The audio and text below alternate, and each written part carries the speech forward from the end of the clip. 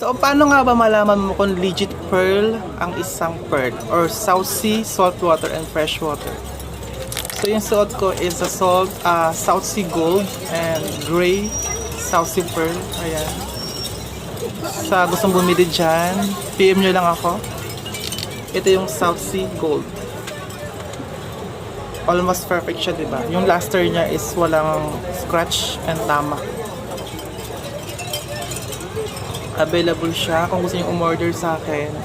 PM nyo lang ako guys at para mag-usap tayo sa presyo. So para ma-prove siya, ganito pagtingin.